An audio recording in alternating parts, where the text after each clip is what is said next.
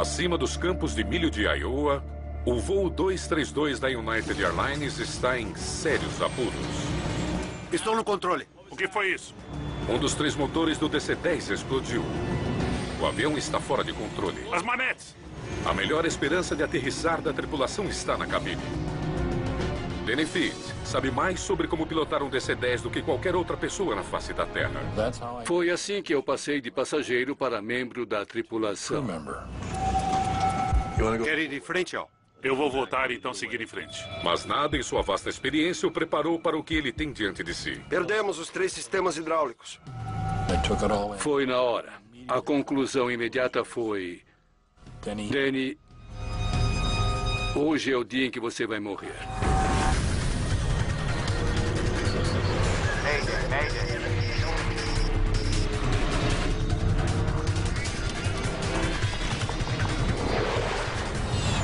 Mayday, desastres aéreos.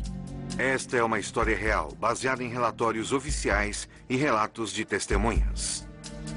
Explosão do O motor. voo 232 da United Airlines está a meio caminho de sua viagem de Denver, Colorado, até Chicago. O DC-10 está voando a 11.300 metros. 19 de julho de 1989. O tempo claro torna o voo relativamente fácil para o comandante e seu copiloto, ambos ex-pilotos de caça. Parece que vamos chegar a Chicago na hora certa.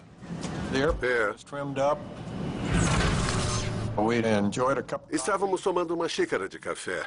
O tempo estava bom, não havia absolutamente razão alguma para não termos um voo bastante normal naquele dia. Apertem os cintos, proibido fumar. Hoje é dia das crianças na United Airlines.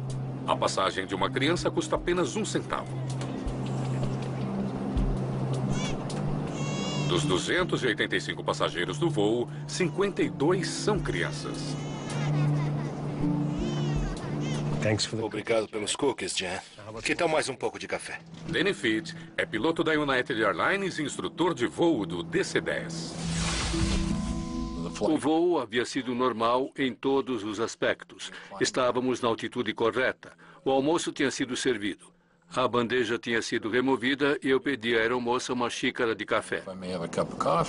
Indo para casa descansar? Sim, vai ser bom voltar.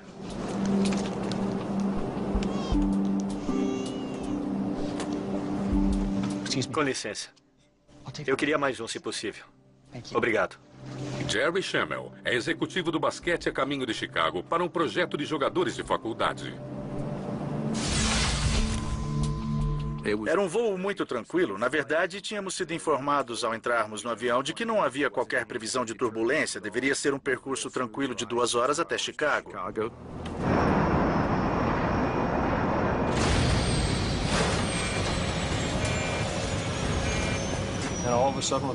De repente, com um estrondo, fomos lançados a um enorme tumulto. O copiloto Bill Records imediatamente desliga o piloto automático e assume o controle manual. No controle. O que foi isso? Não houve nenhum alarme, nenhum sinal, nenhum assobio, nem luzes piscando. Apenas esta grande explosão. E foi isso. A primeira coisa em que pensei ao ouvir aquilo e então sentir na cabine foi que uma bomba havia explodido. Eu achei que estávamos todos acabados e logo me veio à mente que as pessoas não sobrevivem a bombas em aviões. Danny Fitch presta atenção a cada movimento do DC-10. A xícara de café já não tinha café, que estava todo derramado sobre a toalha da mesinha. Minha bunda já não estava no meio do assento, mas sobre o braço esquerdo. Aquilo foi seguido de 10 segundos de um tremor violento da fuselagem. Eu tenho controle. Verifique os indicadores. Os pilotos mal conseguem controlar o avião. O comandante Al Haynes tenta descobrir o porquê. O avião sacudia tanto que era preciso chegar muito próximo do painel para ler os instrumentos. Perdemos o motor número 2. O DC-10 tem 3 motores. O motor número 2 fica sobre a cauda. E foi ele que sofreu uma falha catastrófica. As pessoas próximas de mim pareciam calmas, mas dava para sentir que estavam muito nervosas. Elas já previam, como eu, o que poderia acontecer. E nós sabíamos que o que poderia acontecer não seria algo muito positivo. Records não consegue nivelar o avião. Perdendo sistemas hidráulicos. Vamos desligar o número 2. A razão de se desligar um motor quando ele falha é que você não sabe a extensão do dano nele. E se ele continuar girando, isso poderia destruí-lo. Tudo bem, é isso.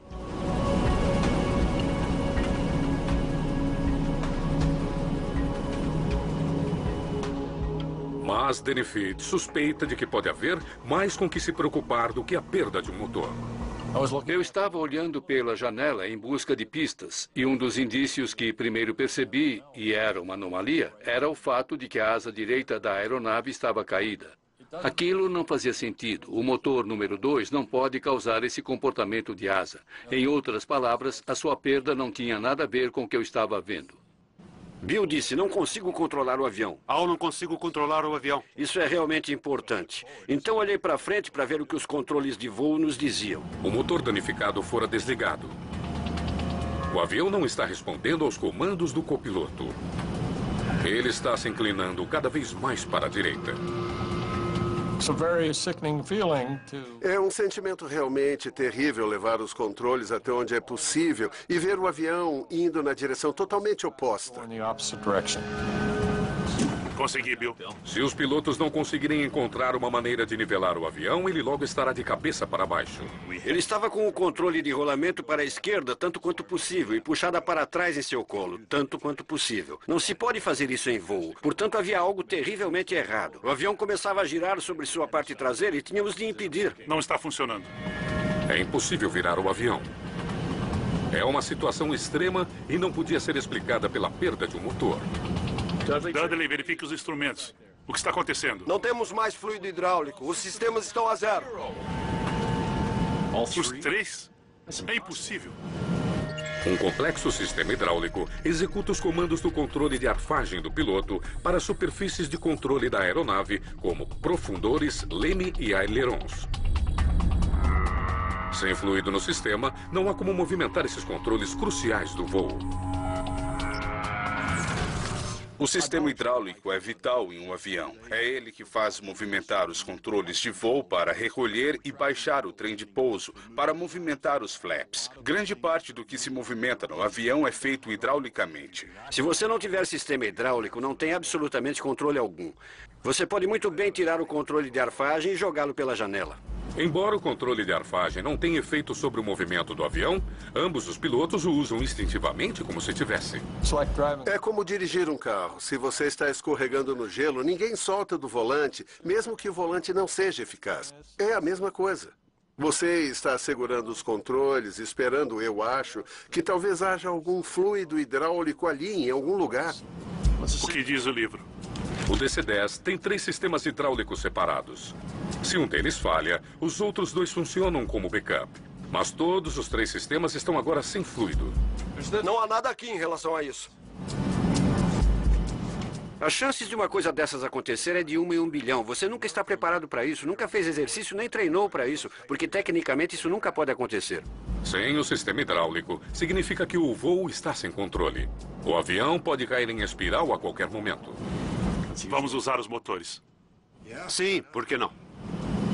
Nós meio que fomos lidando com a coisa à medida em que ela se mostrava para nós. Todos percebiam que aquilo era algo para o qual não havia um procedimento. Portanto, simplesmente se agarra ao que está funcionando. Os motores esquerdo e direito ainda estão funcionando. E os pilotos decidem usá-los a seu favor. Vou puxar o número 1 cerca de 10%. Você puxa o número 3 10% com tranquilidade e devagar. Ajustando a potência para os 2 motores restantes, eles podem conseguir nivelar a aeronave e fazê-la voar em linha reta. Calma. Os motores estão em velocidade de cruzeiro. O menor erro de cálculo poderia ser catastrófico. O avião começa a nivelar.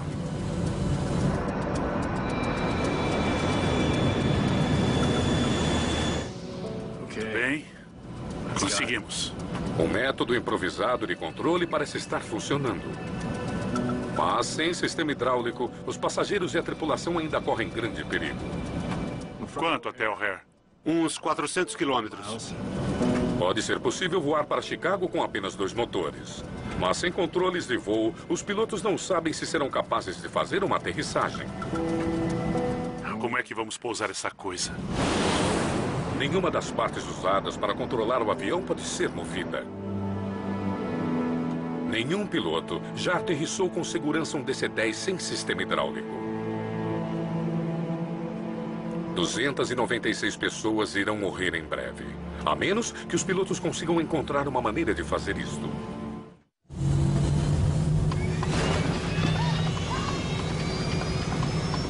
O nariz está indo para baixo. O que está acontecendo aqui?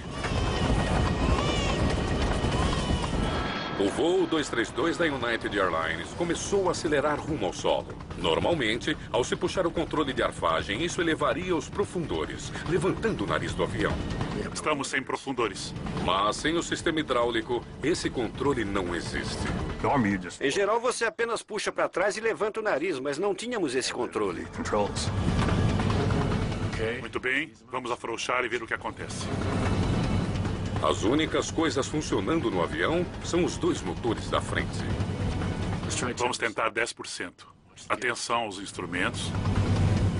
Calma. Aumentando a potência dos motores, os pilotos esperam conseguir criar sustentação suficiente sob as asas para levantar o nariz. Isso é o que se tem a fazer, porque a potência cria sustentação e é o que você precisa.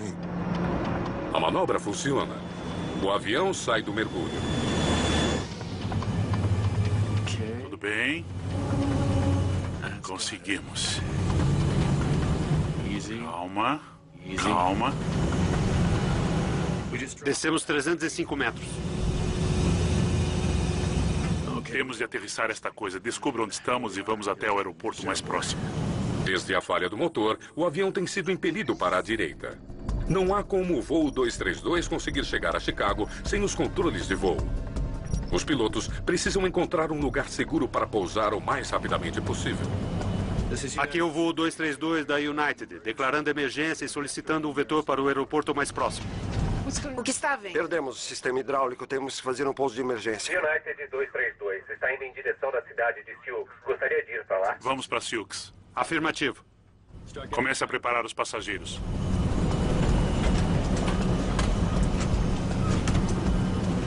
Muito bem. Agora, estamos subindo. De repente, o avião começa a subir. Enquanto isso, a velocidade cai. As asas começam a perder sustentação. Se continuar a subir, o avião irá entrar em stall e despencar. Mas o que é que está acontecendo? Veja o lado direito. Tudo bem. Para abaixar o nariz, o comandante Raines deve reduzir a potência do motor enquanto luta para manter o voo nivelado. Tudo bem? Conseguimos.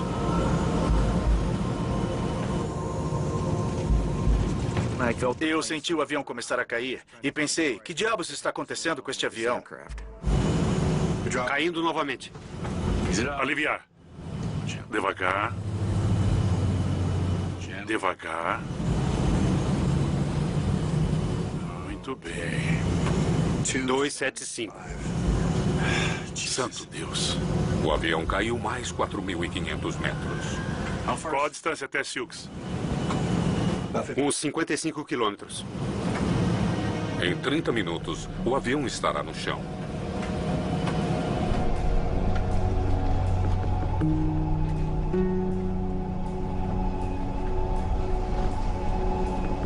Jen, não se preocupe. Esse avião vai voar bem com dois motores. Quando eu lhe disse isso, ela respondeu, "Oh não, Danny. Acabei de vir da cabine. Ambos os pilotos estão tentando pilotar a aeronave." Perdemos todos os nossos sistemas hidráulicos. Bingo.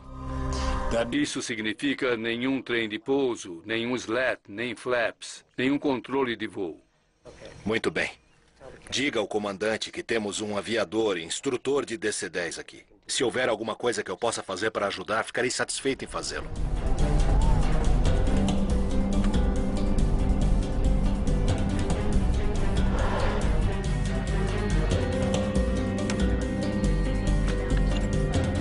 United 232 está solicitando um pouso de emergência? Afirmativo. Perdemos todo o controle hidráulico, solicitando um vetor para o aeroporto. United 232, contato por radar. Vire à esquerda. Posição 255. Eu não acho que virar à esquerda seja algo que queiramos tentar. Eu não arriscaria. Concordo. Seguir para a cidade de Silks requer uma curva à esquerda. Mas por alguma razão, o avião danificado só quer virar para a direita. Forçá-lo a virar para a esquerda pode ser desastroso. Tudo bem, estamos virando à direita no momento, praticamente a única maneira de nos mantermos. A torre nos deu uma direção, tentaríamos tomá-la. E se fôssemos impulsionados para a direita, porque teríamos perdido o controle ao manejarmos as manetes, em vez de virar à esquerda, viraríamos 360 graus. United 232, Heavy. Entendido. À direita, 255. Os pilotos devem virar à direita com precisão, sem o uso dos ailerons. Eles cuidadosamente alternam a potência entre os dois motores para virar o avião danificado. À medida em que começam a virar, o nariz de repente cai. O avião acelera para baixo.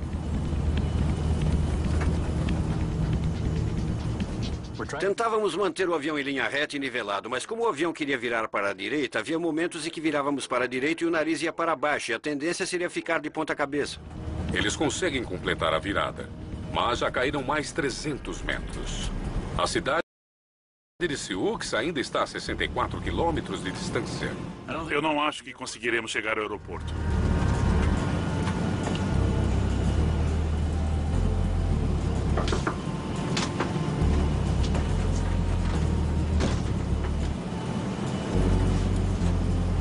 Há um instrutor de DC-10 a bordo. Ele está oferecendo ajuda. Ter a bordo um instrutor de treinamento do avião foi um alívio para nós, porque achamos que ele poderia nos dar informações que não tínhamos. Talvez ele pudesse ajudar. Ele se ofereceu e ficamos muito felizes em tê-lo conosco. Ótimo. Peça que venha.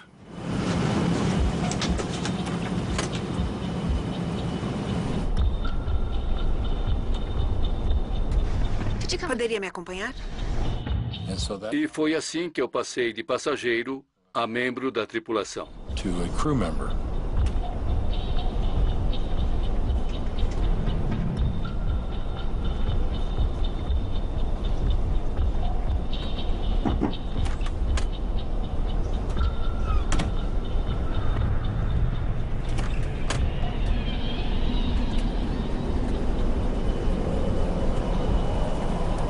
Eu me lembro que seus antebraços e seus tendões estavam tensos. Lembro dos seus dedos, brancos. Ambos estavam com seus controles de rolamento, seus respectivos controles, tentando pilotar o avião juntos. E isso é uma anomalia, porque o avião vai voar muito bem com uma pessoa e apenas 2 dedos. É assim que a coisa funciona, quando tudo está normal. Aquilo, sem dúvida, não era normal. Quer prosseguir, Al? Agora vá em frente. Então deixe-o voltar e afaste. Perdemos os 3 sistemas hidráulicos. O sentimento imediato, a conclusão imediata foi: Danny, hoje é o dia em que você vai morrer.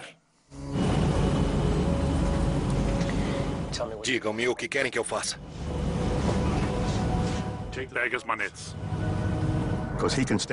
Ele pode ficar entre Bill e mim. Pode operar o impulso que se alterna com muito mais facilidade do que nós. Peguei.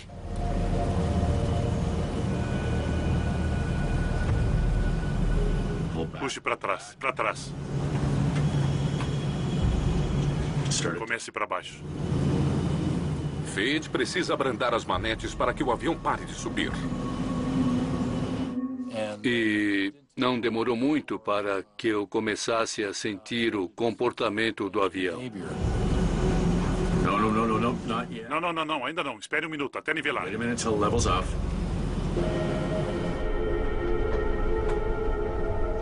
As comissárias estão discretamente se preparando para um pouso de emergência.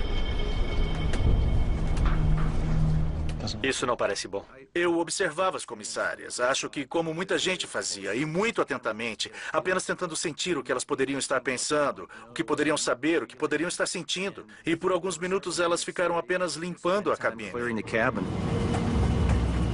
Danny Fitch mantém os olhos no controle de arfagem para descobrir o que os pilotos querem que ele faça. Aquela é a cidade de Sioux, à direita? Aquela é Sioux. Finalmente, seu destino está à vista. Normalmente, os pilotos começariam a reduzir a velocidade na aproximação para o aeroporto. Mas, sem qualquer controle de voo, isso é algo que eles não podem fazer. Devido à perda dos sistemas hidráulicos, eles não eram capazes de configurar as asas para a aterrissagem normal. Portanto, tinham de se aproximar muito mais rápido para manter a sustentação necessária. Não havia maneira de controlar a velocidade. Essa era a maior preocupação, a rapidez com que estávamos descendo. Não havia nada que pudéssemos fazer a respeito. Se eles conseguirem se alinhar com a pista, eles atingirão uma velocidade muito alta. Não há como saber o que o impacto causará ao avião. O que iria acontecer ao tocarmos o solo era uma grande preocupação, porque não havia como trazer o nariz para a aterrissagem. E quando tocássemos o solo, o que iria acontecer era uma interrogação em minha mente. E conseguiríamos realmente chegar à pista? Um pouco mais à direita. Fitch continua mantendo o avião nivelado e em curso, alternando a potência para os dois motores. Intuitivamente comecei a sentir o avião. Eu sentia que nos tornávamos uma coisa só, se é que isso faz sentido. Eu sentia que o avião estava me enviando sinais de que iria fazer alguma coisa antes de fazê-lo. Só a Haynes. Oi, Al. Danny Fitch. Bill Records. Eu vou lhes dizer uma coisa. Vamos tomar uma cerveja quando tudo isso terminar. Bom, eu não bebo, mas pode ter certeza de que vou tomar uma. Estávamos diante da morte. Todos nós estávamos diante da morte. O 232 da United está a menos de 10 minutos de um pouso quase impossível. Não se espera que ninguém consiga sobreviver.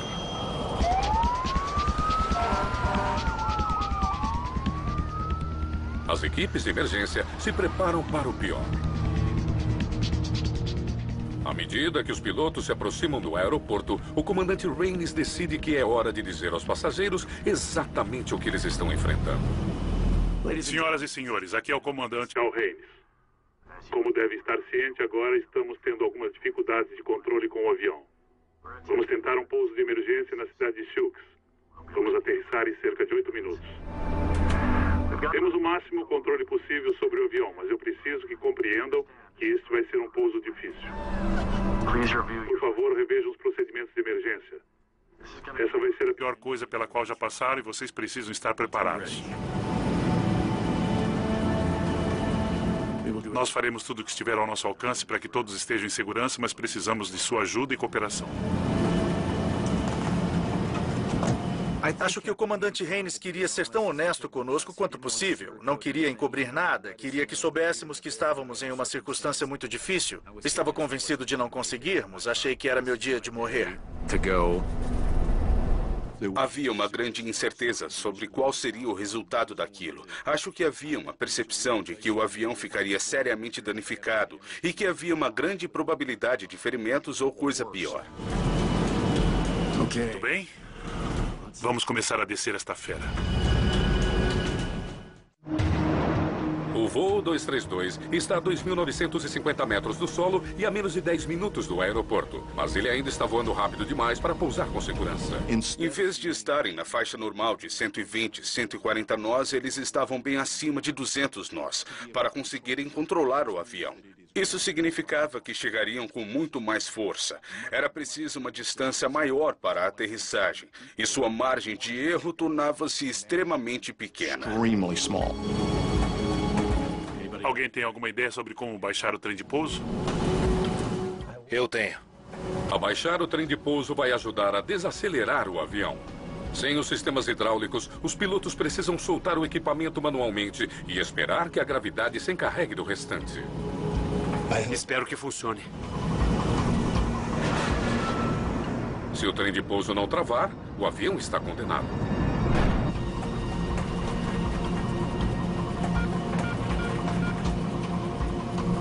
Todos verdes.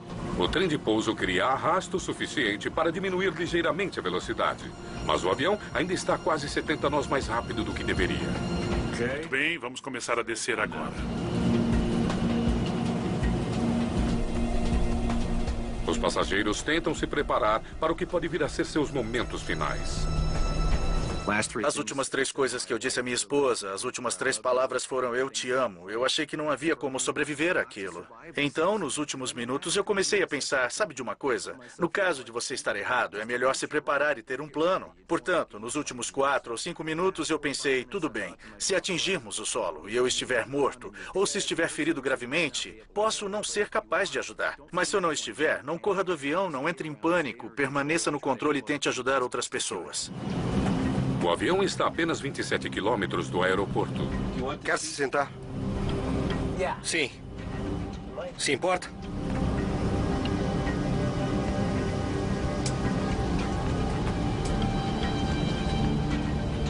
Tudo bem. Todos os pilotos precisarão estar firmemente amarrados para a tentativa de aterrissagem.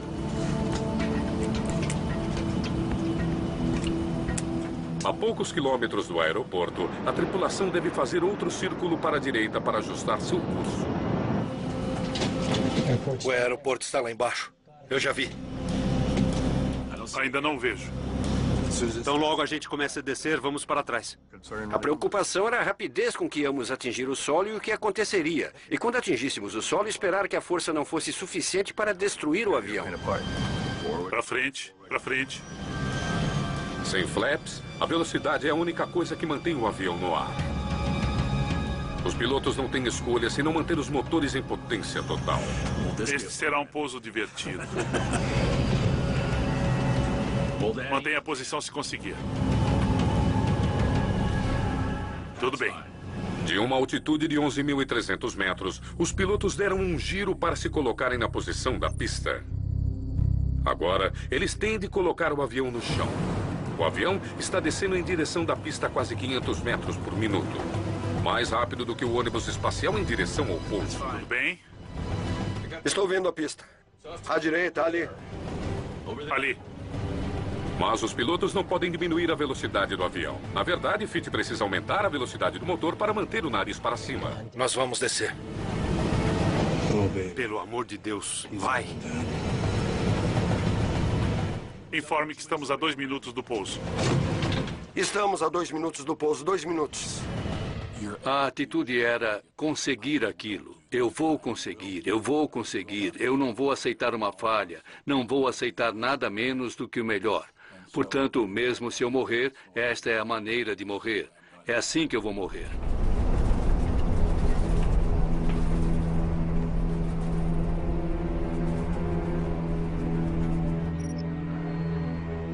Dois, 3-2, aterrissagem liberada em qualquer pista.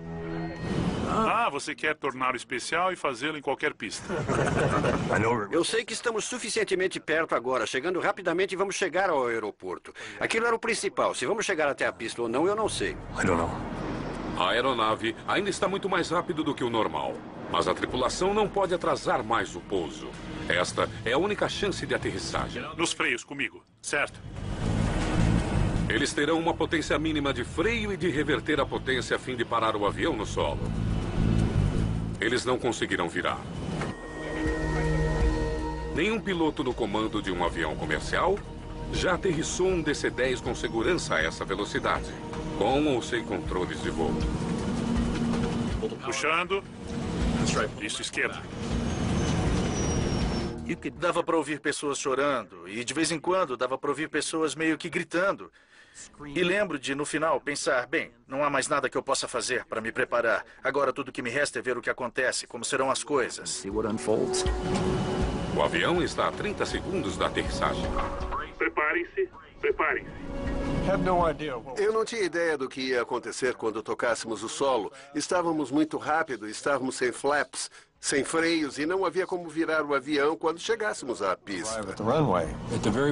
No fundo, eu esperava fazer o pitch-up, usando mais potência, puxando o nariz para cima, fazendo com que a barriga inteira se tornasse arrasto e diminuindo a velocidade para que pudéssemos pousar sobre o trem de pouso e então rolar pela pista.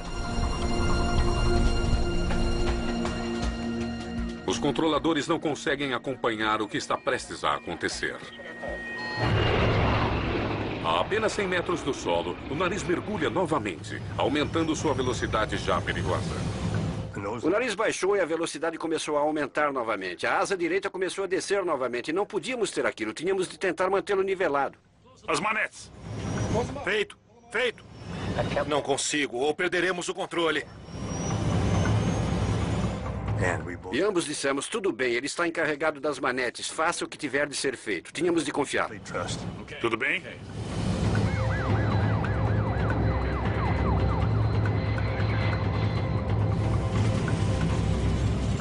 Esquerda, esquerda, esquerda, esquerda, esquerda.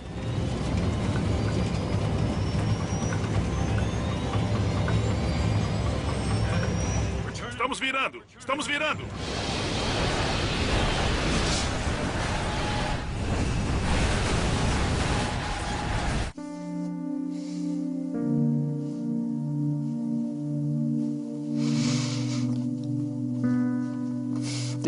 Não ocorreu como desejávamos. E atingimos o solo com muita força. Minha cabeça bateu no rack de rádio na minha frente. Foi como se alguém tivesse uma mão gigantesca na parte de trás da minha cabeça e a batesse para baixo no rack. Atingimos o solo com um impacto terrível. Eu acho que ainda que eu estivesse pensado tanto a respeito, eu não estava pronto para aquele impacto. Eu podia sentir o avião virando de cabeça para baixo e deslizando de cabeça para baixo e para trás durante um tempo que parecia não ter fim. Eu lembro de olhar pela janela e vê-la ficando azul por uma fração de segundo e escurecendo novamente, e então marrom e verde. E em seguida mais violência do que eu consiga expressar em palavras.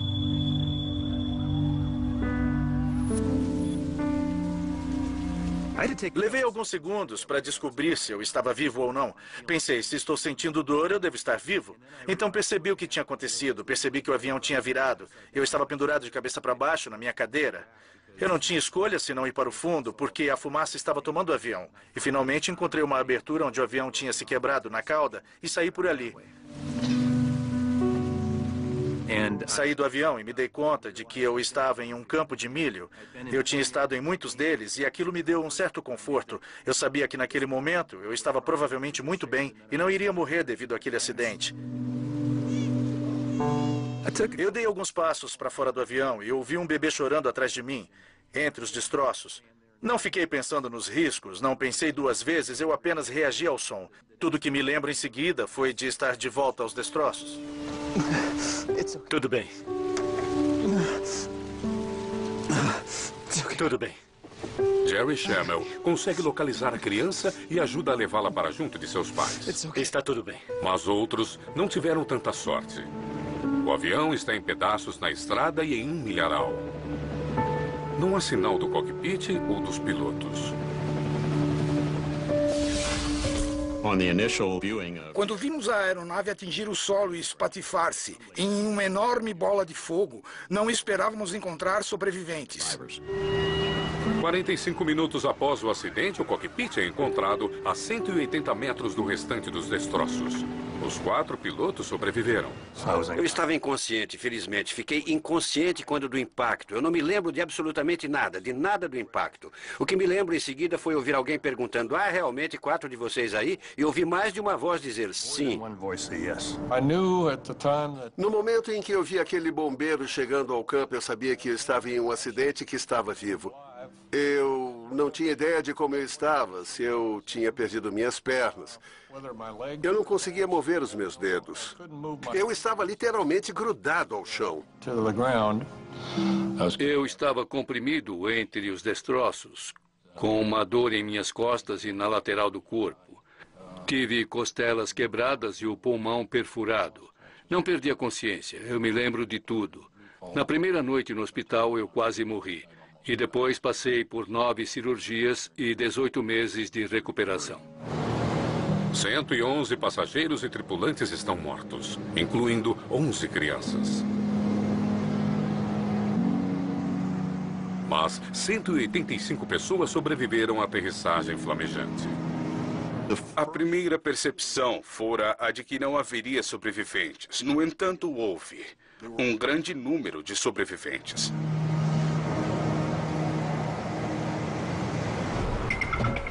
O dano na seção da cauda confirma o que os pilotos relataram. O motor número 2 explodiu em pleno voo. Os investigadores precisam saber o porquê e como isso conduziu à perda catastrófica de todos os sistemas hidráulicos. Já sabíamos o que estávamos procurando. Sabíamos que tínhamos uma falha de motor de proporções terríveis. Sabíamos que tínhamos um problema do sistema hidráulico que comprometera os 3 sistemas hidráulicos. Bob McIntosh, do NTSB, é responsável pela equipe enviada à cidade de Sioux. A investigação concentrou-se rapidamente sobre os estilhaços, a trajetória das várias partes e como poderiam ter danificado o avião. Os investigadores não levam muito tempo para descobrir que parte vital do motor está faltando. O disco do ventilador é uma parte da frente do motor tão evidente que, quando ela não está presente, você sabe. O disco do ventilador é uma das maiores peças do motor. Ele é responsável por trazer o ar para o núcleo. Ele tem mais de 180 quilos, cerca de 82 centímetros de diâmetro, e não estava lá. E nós sabíamos que era nosso trabalho encontrá-lo, porque aquela tinha sido a força destrutiva que havia derrubado o avião. Uma vez que o acidente envolvia a falha de um componente-chave, metalúrgicos se juntam ao NTSB para ajudar a encontrar a causa. As peças rotativas em motores de aviões a jato têm de suportar muito estresse. Por isso, você tem que usar um material que otimize a força, minimizando o peso. Portanto, na frente do motor, no disco do ventilador, por exemplo, usam-se ligas de titânio. Os motores de jato são extremamente confiáveis. A falha de um disco do ventilador é algo raro. A falha de uma grande peça rotativa de qualquer tipo, seja na parte da frente ou em qualquer outra parte do motor, é uma coisa muito séria.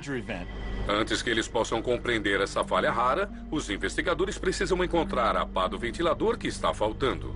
A pista para resolver o mistério por trás do acidente está provavelmente em algum lugar nas terras de um fazendeiro, em algum lugar em Iowa. Uma enorme busca tem início. Era frustrante para nós, pois sabíamos que não a tínhamos e que seria uma tarefa muito difícil encontrá-la. Estávamos motivados, mas sabíamos que seria difícil. Al, não consigo controlar o avião. Enquanto isso, os investigadores se voltam para os sistemas hidráulicos do avião, se perguntando como um sistema com redundância tripla poderia ter falhado. Teoricamente, se você perde um motor, perde um dos sistemas. Nosso desafio, reconhecendo que o motor número 2 dera origem ao problema, era tentar descobrir por que os 3 sistemas hidráulicos haviam falhado. Cada um dos 3 sistemas hidráulicos é alimentado por um dos 3 motores. Como apenas um mecanismo falhara, 2 sistemas hidráulicos deveriam ter continuado em funcionamento. Investigadores examinam os destroços ao redor do motor número 2. Começam a ver o que poderia ter acontecido. Havia um lugar em que os 3 sistemas hidráulicos estavam juntos. O estabilizador horizontal para acionar os profundores para o controle para cima e para baixo. As 3 linhas hidráulicas se concentram na parte de trás do avião, abaixo do motor traseiro. O sistema número 2 foi destruído quando o disco do ventilador implodiu. Estilhaços da explosão danificaram os 2 sistemas restantes. Todas as linhas hidráulicas foram perfuradas ou danificadas. O avião, essencialmente, sangrou até a morte. Portanto, conseguimos entender como uma falha do motor número 2 havia resultado no problema com o número 1 e o número 3. Esquerda, esquerda, esquerda, esquerda, esquerda, esquerda. Agora que os investigadores sabem os danos que o disco do ventilador causou, urge descobrir por que houve a falha. Eles precisam encontrar o pedaço quebrado. Uma recompensa de $50 mil é oferecida a quem o encontrar. Nat Geo. 3 meses após o acidente do voo 232 da United, que pousou na cidade de Sioux, no Iowa, uma agricultora encontra a parte crucial do enigma em suas terras, a cerca de 100 quilômetros do aeroporto. Este é o buraco. Eu me deparei com ele e pensei... Meu Deus, é isso. A senhora que encontrou o disco foi nossa heroína do dia. Aquela era uma evidência extremamente importante. O enorme disco está quebrado em 2 partes. Como pôde quebrar assim? Era algo extremamente raro e nós realmente queríamos tentar descobrir por que aquilo havia estourado. A liga de titânio usada na fabricação desta parte vital é extremamente forte e resistente. Ela não poderia simplesmente se dividir em duas. Dá uma olhada nisso. Ao ver o disco quebrado, é quase inimaginável que uma coisa tão grande esteja quebrada em duas. Isso não aconteceu da noite para o dia. Um exame atento da parte quebrada revela evidências surpreendentes do motivo da fratura. Definitivamente a fadiga. Estava muito claro ao olhar para aquilo que havia ali uma rachadura devido à fadiga. A investigação então prossegue para descobrir onde a rachadura devido à fadiga tinha começado. Pode cortar uma pequena parte para mim? Daqui. Os investigadores precisam saber o que enfraqueceu esta liga tão forte. Eles rastreiam a fratura até onde ela teve início e removem a seção para o teste.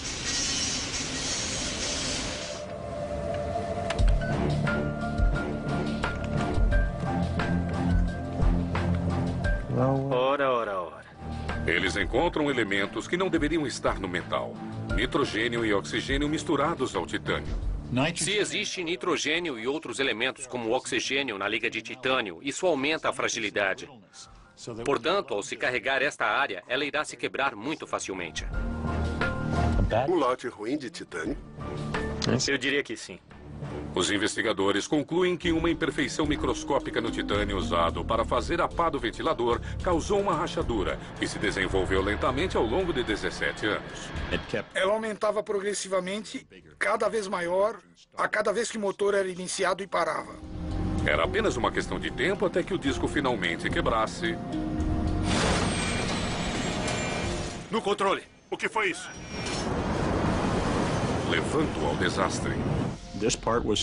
Esta parte deveria ser inspecionada regularmente e de fato foi, mas devido ao local da rachadura, isso era extremamente difícil de detectar.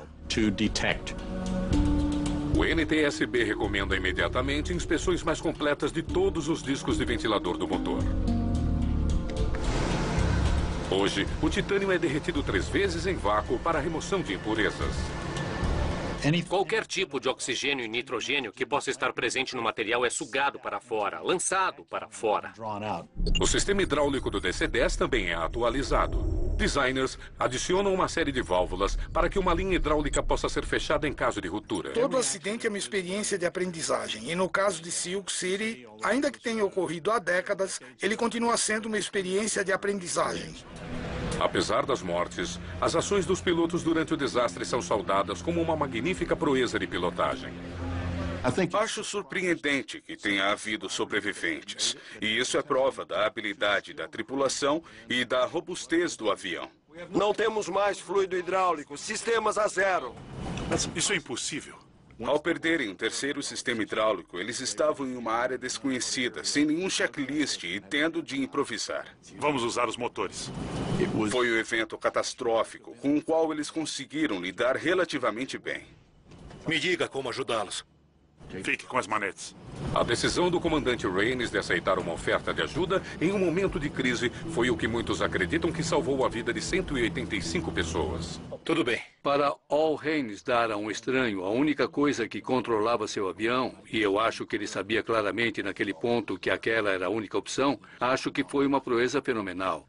Não saberia como expressar minha admiração. Os 4 pilotos recebem o Prêmio Polaris. É a mais alta condecoração da aviação civil, concedida a ações heróicas e excepcional desempenho de pilotagem. Levamos o avião até a pista. Aquilo era o máximo que podíamos esperar, e ainda mais do que a maioria das pessoas poderia esperar. Dizer que fomos heróis e fazer isso, não. Apenas tivemos sorte de as coisas que tentamos terem funcionado. Eu estava disposto a abrir mão de minha vida e não... Quero dizer, isso não é algo heróico. Eu estava disposto a abrir mão da minha vida porque, para mim, essa é a minha responsabilidade como comandante em uma empresa aérea. Acredite, não quero trair essa confiança. Al Raines e Bill Records estavam de volta a um cockpit depois de 1 ano do acidente. Para Denefit, isso demorou um pouco mais. Os médicos, que Deus os proteja, me curaram, mas eles não acreditavam que eu conseguiria me sentar em uma poltrona de comandante outra vez. Eles não acreditavam que eu voltaria a voar. Acho que 16 ou 18 meses mais tarde, pilotei o voo 187 para Honolulu. E se você estivesse no avião, teria ouvido: no comando do seu voo está o comandante Danny Fitch. Nunca desista. Versão Marshmallow São Paulo.